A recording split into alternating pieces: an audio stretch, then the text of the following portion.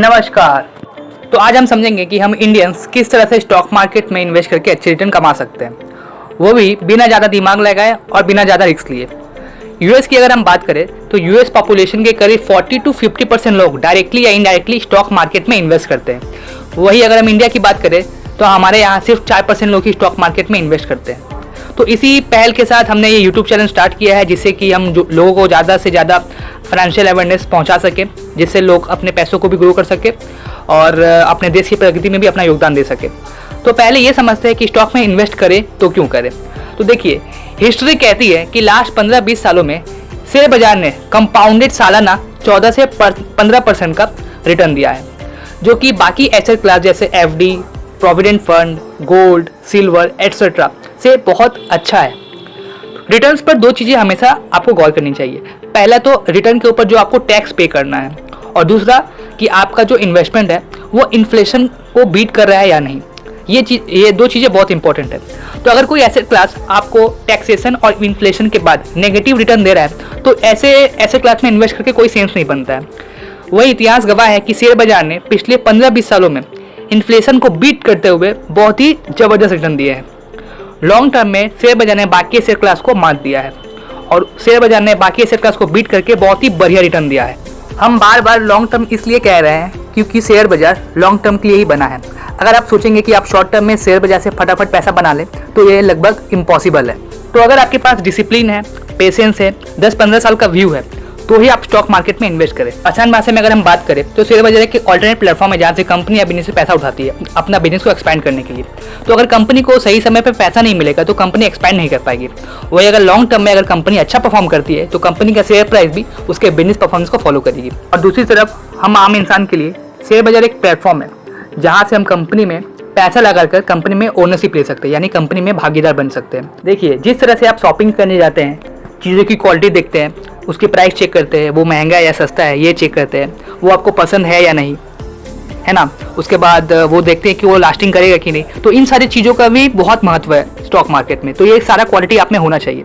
अभी सारी चीज़ ऑनलाइन हो चुका है, लेकिन आपका ये माइंडसेट स्टॉक मार्केट में काम करता है। जिस तरह से हम ड्रेसेस खरीदने के लिए मॉल में जाते हैं, उसी तरह से शेयर्स भी आपको मॉल्स के थ्रू खरीदना पड़ता है।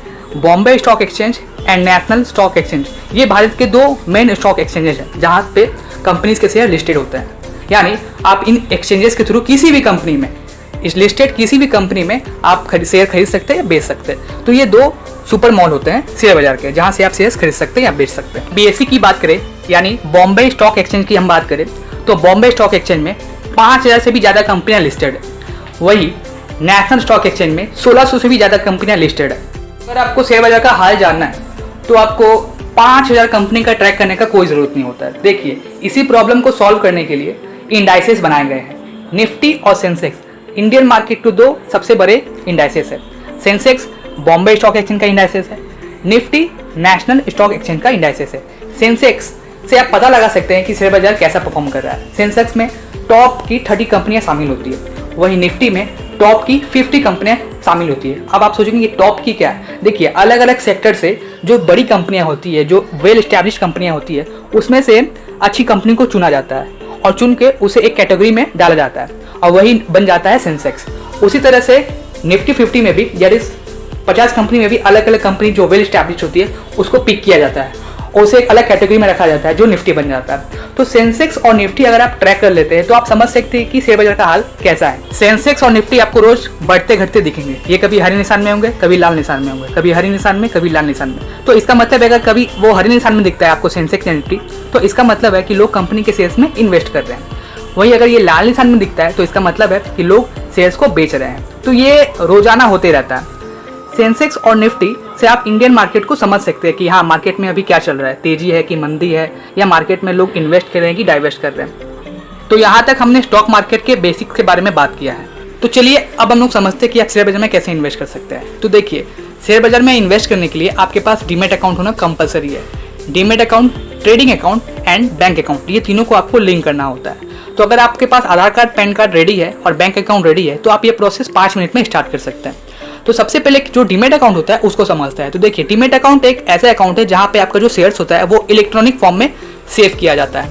पहले क्या होता था, शेयर्स फिजिकल फॉर्म में आते थे, यानी आपके घर में वो कागज आता था शेयर्स का। लेकिन अभी इलेक्ट्रॉनिक हो गया है ज़माना, तो इसमें क्या है, शेयर फटने का, गुम होने का सारे रिस्क ही खत्म। ट्रेडिंग अकाउंट में जो फीचर्स है वो ये होता है कि ट्रेडिंग अकाउंट के थ्रू आप शेयर्स बाई या सेल कर सकते हैं, उसका डिटेल्स होता है ट्रेडिंग अकाउंट में। और बैंक अकाउंट के थ्रू आप पैसा ट्रेडिंग अकाउंट में ट्रांसफर करते हैं। तो अगर ये तीनों अकाउंट आपके पास रेडी है तो आप स्टॉक मार्केट में डायरेक्टली इन्वेस्ट कर सकते हैं। तो स्टॉक मार्केट में डायरेक्टली इन्वेस्ट करने के लिए आपको कुछ प्रिंसिपल्स को फॉलो करना पड़ता है। जैसे हमने बताया आपको कि शेयर बाजार में 5000 से भी ज़्यादा कंपनियां लिस्टेड है, तो ऐसे नहीं है कि आंख बंद करके किसी भी कंपनी में इन्वेस्ट कर दो, ऐसा नहीं होता, क्योंकि सारा कंपनी का शेयर्स लॉन्ग टर्म में बढ़ता ही नहीं है। कुछ कंपनी तो ऐसे कंपनी है जो फालतू कंपनी है, जिसका कोई सेंस ही नहीं बनता है इन्वेस्ट करने का। तो ऐसा नहीं है कि आपको कोई भी कंपनी में पैसे आप डाल देते हैं उस कंपनी का शेयर प्राइस बढ़ जाएगा। देखिए, शेयर प्राइस बढ़ने के पीछे लॉजिक होता है, और भी वो होता है कंपनी का बिजनेस परफॉर्मेंस।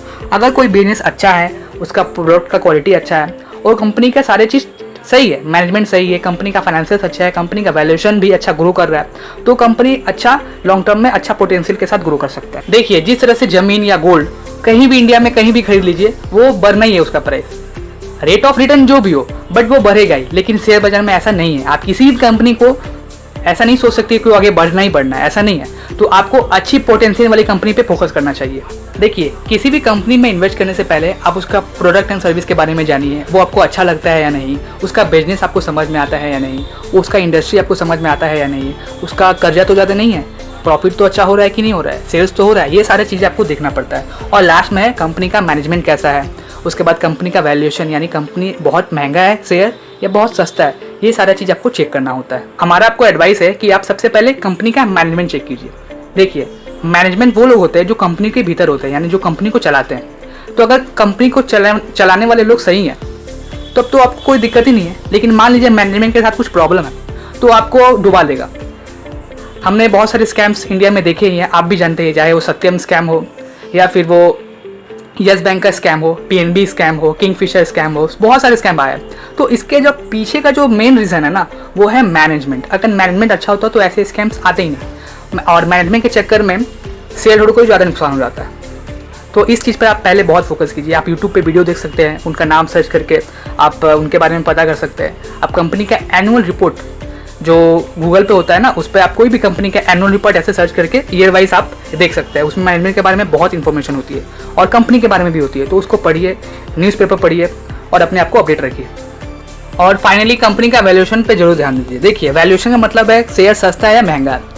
शेयर बाजार में हमने कहा ना आपको कि रोज उतार चढ़ाव आते रहते हैं, ये शेयर मार्केट की ब्यूटी है। तो यही ब्यूटी से हम लोग को अपॉर्चुनिटी मिलती है। देखिए, आपसे अगर हम एक सवाल पूछे तो आप उसका क्या जवाब देंगे, ये मुझे पता है। देखिए, अगर मैं पूछूं आप कोई अच्छी चीज़ को महंगे में खरीदना पसंद करेंगे या सस्ते में खरीदना पसंद करेंगे, आपसे मैं जवाब चाहता हूं, तो आपका बेसिक यही जवाब होगा कि हम सस्ते में खरीदेंगे। तो इसी को ही कहते हैं वैल्यू इन्वेस्टिंग। वैल्यू इन्वेस्टिंग में क्या होता है, शेयर्स की जो वैल्यू निकाली जाती है, इंट्रिंसिक वैल्यू निकाली जाती है, यानी बिजनेस का परफॉर्मेंस के हिसाब से कंपनी का शेयर प्राइस निकाला जाता है।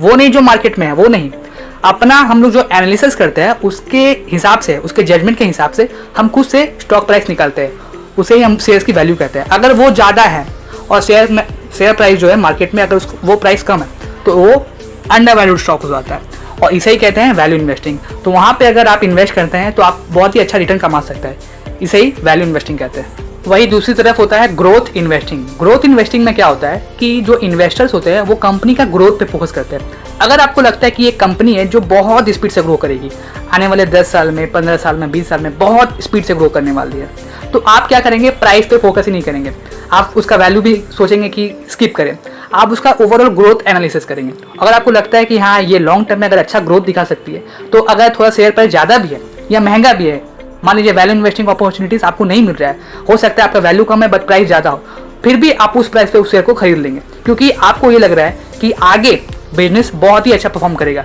तो अगर लॉन्ग टर्म में अगर बिजनेस अच्छा परफॉर्म करता है तो शेयर प्राइस तो बिजनेस परफॉर्मेंस को ही फॉलो करेगा, इस हिसाब से इंट्रिंसिक वैल्यू भी बढ़ेगा उसका, और वो अपने आप बिजनेस परफॉर्मेंस फॉलो करते हुए शेयर प्राइस भी बढ़ जाएगा। तो इसे कहते हैं ग्रोथ इन्वेस्टिंग। तो अगर आपके पास इतना टाइम नहीं है कि आप रिसर्च करें, तो आप इनडायरेक्टली भी स्टॉक मार्केट में इन्वेस्ट कर सकते हैं, यानी आप म्यूचुअल फंड के थ्रू इन्वेस्ट कर सकते हैं। ये बहुत ही बेस्ट ऑप्शन है। म्यूचुअल फंड हाउस जो होती है वो आपसे 1% to 2% मैनेजमेंट फी लेती है, यानी आपका फंड मैनेज करने के बदले वो चार्ज लेती है, और आपका पूरा A to Z जो वर्क होता है, किसमें इन्वेस्ट करना है, क्या रिसर्च करना है, वो सारा फंड मैनेजर करती है, जो कंपनी हायर करती है। तो आपका टेंशन ही खत्म। अब आप सोचेंगे वाह, जब 1-2% से मेरा पूरा काम हो जा रहा है तो खुद क्यों इन्वेस्ट करना। तो देख लीजिए, म्यूचुअल फंड में भी हज़ारों स्कीम्स अवेलेबल है। तो इन हज़ारों स्कीम में से कौन सा स्कीम आपको सूट करता है, आपका गोल्स, आपके ऑब्जेक्टिव्स, आपके रिस्क एपेटाइट, आपका ग्रोथ, आपका एक्सपेक्टेशन के हिसाब से ये चूज़ करना, समझ लीजिए ऐसा है कि मान लीजिए बड़ा कोयले का खान है और उसमें आपको हीटर ढूंढना है। और एक बात, म्यूचुअल फंड कोई भी चीज़ की गारंटी नहीं देती है कि वो आपको रिटर्न बना के देंगे, ऐसा नहीं है। म्यूचुअल फंड में भी आपको नुकसान हो सकता है। तो ये चीज़ आप समझ के देखिए। अब आपके मन में सवाल आ रहा होगा कि कौन सा म्यूचुअल फंड सही है। इसका जवाब है दुनिया के one of the successful investors और दुनिया के तीसरे सबसे धनी इंसान मिस्टर वॉरेन बफेट के पास। वॉरेन बफेट कहते हैं, by periodically investing in an index fund, the know nothing investors can actually outperform most of the investment professional. यानी वॉरेन बफेट कहते हैं कि अगर आपको स्टॉक मार्केट के बारे में ज़्यादा जानकारी नहीं है, आप खुद रिसर्च करके स्टॉक पिक नहीं कर सकते और आप प्लानिंग कर रहे हैं म्यूचुअल फंड के थ्रू स्टॉक मार्केट में इन्वेस्ट करने का, तो सबसे सस्ता और सबसे अच्छा जो फंड होता है वो होता है इंडेक्स फंड्स। और इतना ही नहीं, वॉरेन बफेट ने तो यहाँ तक कह दिया है कि अगर आप सिस्टमैटिकली इंडेक्स फंड में इन्वेस्ट करते हैं तो आप अच्छे अच्छे फंड मैनेजर्स को भी बीट कर सकते हैं। तो दो टाइप के फंड होते हैं, active fund, passive fund. Active fund में फंड मैनेजर को एक्टिवली शामिल होना पड़ता है, उन्हें अलग अलग रिसर्च करना पड़ता है कंपनीज और बिजनेसेस का, और उसके बेसिस पे इन्वेस्ट करना होता है। इसीलिए यहाँ पे जो मैनेजमेंट फी होती है वो ज़्यादा होती है। वही इनडायरेक्ट फंड में यानी इंडेक्स फंड में फंड मैनेजर को एक्टिवली शामिल नहीं होना पड़ता है, उन्हें सिर्फ एक ही काम होता है, वो है इंडेक्स को कॉपी करना। अगर इंडेक्स बढ़ता है तो आपका इंडेक्स फंड भी बढ़ेगा, अगर इंडेक्स घटेगा तो इंडेक्स फंड भी घटेगा। तो निफ्टी और सेंसेक्स में जो भी कंपनीज होती है उनके वेटेज के अनुसार इंडेक्स फंड में पैसा इन्वेस्ट किया जाता है, और अगर लॉन्ग टर्म में इंडेक्स अच्छा परफॉर्म करेगा तो आपका इंडेक्स फंड भी बढ़ेगा। और हमने बताया आपको कि इतिहास कहता है कि लॉन्ग टर्म में शेयर बाजार ने बाकी एसेट क्लास को बीट करके बहुत ही ताबड़तोड़ रिटर्न दिए। और इंडेक्स फंड की एक और बात यह है कि इसका एक्सपेंस रेशियो जो होता है, जो मैनेजमेंट फी, बहुत कम होता है। और दूसरा जो एडवांटेज है वो ये है कि आपका जो इंडेक्स फंड में जो कंपनीज में इन्वेस्ट किया जाता है, यानी जो इंडाइसेस में पैसा इन्वेस्ट किया जाता है, उनमें जो कंपनीज होती है वो यूजुअली बहुत ही बड़ी कंपनी होती है। तो ऐसी कंपनी का जो डूबने का जो चांस होता है वो लगभग नहीं के बराबर होता है। इंडेक्स फंड खरीदते समय हमेशा डायरेक्ट प्लान पर फोकस कीजिए और ग्रोथ ऑप्शन सेलेक्ट कीजिए। डायरेक्ट प्लान सेलेक्ट करने का फायदा ये है कि आपका इसमें कमीशन बच जाता है, एजेंट का कमीशन नहीं लगता है, क्योंकि म्यूचुअल फंड क्या होता है, एजेंट के थ्रू भी मिलता है। तो आप अगर डायरेक्ट प्लान के थ्रू इन्वेस्ट कर सकते हैं तो ये बहुत ही अच्छा ऑप्शन है। दूसरा ऑप्शन है, हमेशा ग्रोथ ऑप्शन सेलेक्ट कीजिए। ग्रोथ ऑप्शन में क्या होता है कि आपका जो रिटर्न जो आता है वो दोबारा इन्वेस्ट किया जाता है, फिर जो रिटर्न आता है दोबारा इन्वेस्ट किया जाता है। तो इससे क्या होता है, कंपाउंडिंग का जो कॉन्सेप्ट है वो चलते चला जाता है, जिससे आपका पैसा बहुत स्पीड से ग्रो होता है। आप म्यूचुअल फंड की वेबसाइट या पेटीएम मनी इस मोबाइल ऐप के थ्रू डायरेक्ट प्लान में इन्वेस्ट कर सकते हैं। म्यूचुअल फंड में जो रिटर्न होता है वो एग्जैक्टली आपके इंडेक्स से मैच नहीं कर सकता है, क्योंकि ये थोड़ा बहुत ऊपर नीचे होता है। तो इसे कहते हैं ट्रैकिंग एरर। ये ट्रैकिंग एरर जितना कम उतना अच्छा, क्योंकि देखिए फंड मैनेजर को भी थोड़ा टाइम चाहिए इंडाइसेस को रिप्लेस करने के लिए, तो इसीलिए थोड़ा ट्रैकिंग एरर आ जाता है। जब भी बात पैसों की होती है तो इंडिया में स्कैम्स और फ्रॉड ज़्यादा होते हैं, तो ऐसे स्कीम्स और प्रमोशन से सावधान रहे। वीडियो देखने के लिए, हमसे जुड़ने के लिए आपका बहुत बहुत धन्यवाद।